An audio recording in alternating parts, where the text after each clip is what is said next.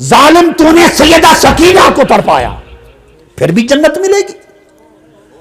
تو نے علی اصغر کی جان لی تیرے لشکر نے، پھر بھی جنت ملی۔ علی اکبر چھینا، پھر جنت ملی۔ 72 لاشیں مصطفیٰ کے تڑپائے، پھر جنت ملی۔ نیزے پر حسین کے اور شہداء کربلا کے سر سفر کر کے گئے، پھر بھی جنت ملی۔ تو نے دمشق کے دربار میں اپنی چھڑی حسین کے لبوں پر ماری اور کہا میں نے بدر والوں لوگوں کا بدلہ لے لیا، پھر بھی جنت رہی۔ اور معرکہ کربلا کے بعد جب اہل مدینہ نے یزید کی بیعت توڑ دی، کل کتب حدیث سیر اور تاریخ میں درج ہے، تو اس نے مدینہ پر حملہ کیا، 10,000 اہل مدینہ شہید کرائے، 700 جلیل القدر صحابی شہید کرائے۔ یزید کے لشکر نے حضرت ابو سعید خدری نابینا ہو گئے تھے، ان کی داڑھی پکڑ کے تھپڑ مارے۔ مسجد نبوی میں اذان معطل کر دی، اقامت معطل کر دی، نماز معطل کر دی۔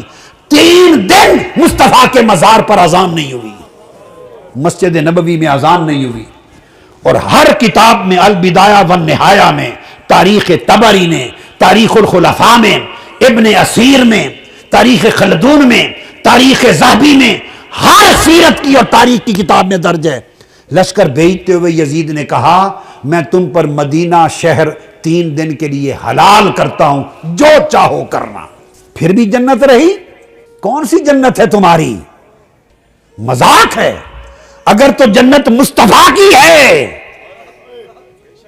اور بانٹنے والے اس کے حسن اور حسین ہیں اور فاطمہ الزہرا ہے، پھر اس جنت کی بات کرتے ہو۔ جس نے 3 دن روضہ رسول پر خچر باندھے، یزید کی فوج نے اونٹ باندھے، 3 دن حضور کی مسجد نبوی میں اذان نہ ہوئی، حضرت سعید بن مسیب رضی اللہ تعالیٰ عنہ دوڑ کے گھر نہ جا سکے، فوجی گھس آئے اندر، وہ منبر کے نیچے چھپ گئے۔ حضرت سعید بن مسیب تابعی، وہ کہتے ہیں خدا کی قسم 3 دن تک حضور کی قبر انور کے پاس میں چھپا رہا، چونکہ اذانیں تو ہوتی نہیں تھی، نماز بند تھی، خچر گھوڑے باندھ دیے تھے، تو نماز کے وقت کا مجھے پتہ چلتا تھا، قبر مصطفیٰ سے اذان کی آواز آتی تھی۔ اس نے ادھر معرکہ کربلا بپا کیا اور تاجدار کائنات کو تڑپایا، ادھر شہر مدینہ میں خون عام کیا اور حضور کی قبر انور اور مسجد نبوی کو ویران کیا۔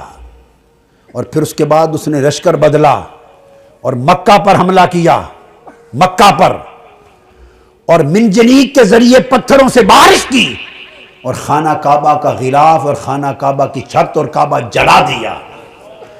ادھر کعبہ جل رہا تھا، ادھر یزید مسلسل اپنے احکام بھیج رہا تھا، تو احراق کعبہ کے دوران اسے کولنج کا درد ہوا، 3 دن تڑپا اور واصل جہنم ہو گیا۔